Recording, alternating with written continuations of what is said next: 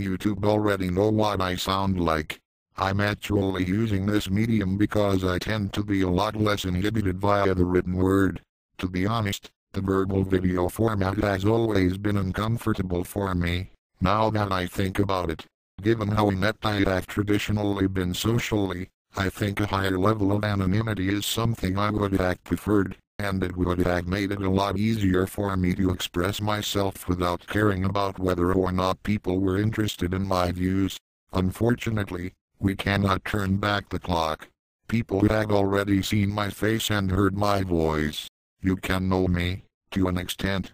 I think I am going to begin using this format for YouTube however in future, at least some of the time.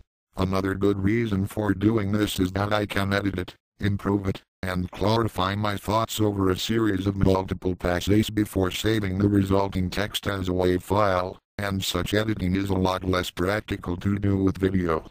I also think it is doubly appropriate to use this format to talk about The Friendly Geek, not only because someone else already has, but also because The Friendly Geek was someone who valued anonymity.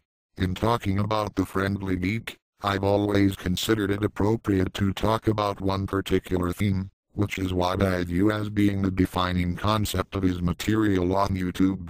That theme is self-actualization.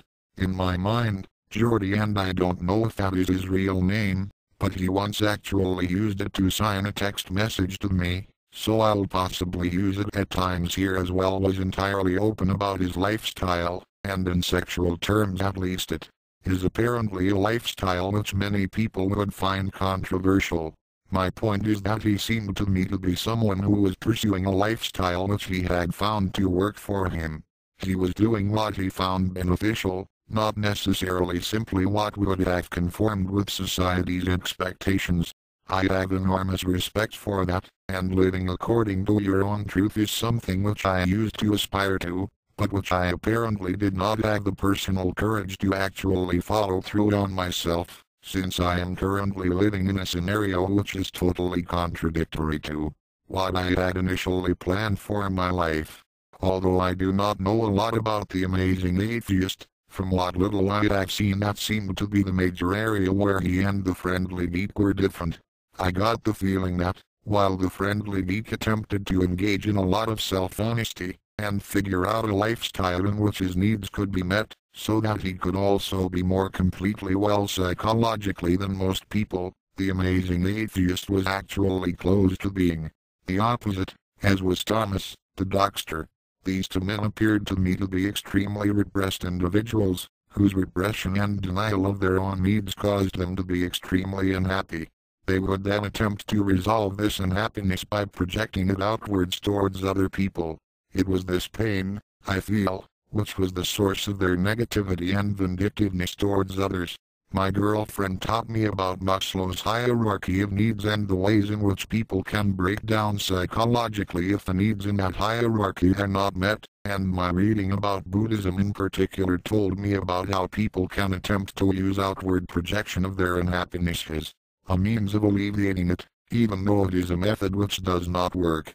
The Friendly Geek was trying to expose this. I think the reason why it was necessary for The Friendly Geek to expose this is because the Dockster and The Amazing Atheist needed to feel that their attacking of other people was justified. The Dockster tried to justify it by claiming that he was warning people about Ian Crossland, whereas The Amazing Atheist presumably tried to claim that people would benefit by being liberated from theism and various forms of religious belief. I have come across a number of other people online, particularly on IRC, who engaged in this behavior pattern before. They would launch a crusade against someone or something which they claimed to be fanatically opposed to, while claiming that the reasons for this crusade were justifiable. In reality, it was simply a means for them to be able to express their unhappiness at the emptiness of their own lives. It also had the purpose of making them feel that they were doing something valuable, if they could rationalize the crusade as a necessity in their own minds. I agree with MSB 767 that identifying people who engage in this behavior pattern is important, as is observing the contrast that exists between such people and those who are closer to being genuinely self-actualized, such as the Friendly Geek.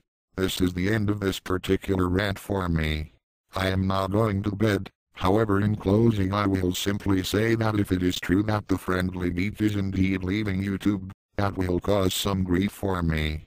Jordy is an extremely rare type of human being, a type that we urgently need many more examples of within human society if said society is going to both preserve itself and achieve genuinely meaningful forward progress. I very rarely feel this way about anyone, either. Most of the time my own attitude towards people online is quite deeply misanthropic. However, one thing which I do try hard to do is acknowledge anyone whose attitude or behavior I feel is redeemable or valuable.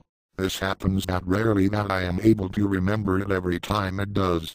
I would therefore urge the Friendly Geek to reconsider leaving YouTube, since there are so few people like him in the world already that we cannot really afford to lose those few that do exist.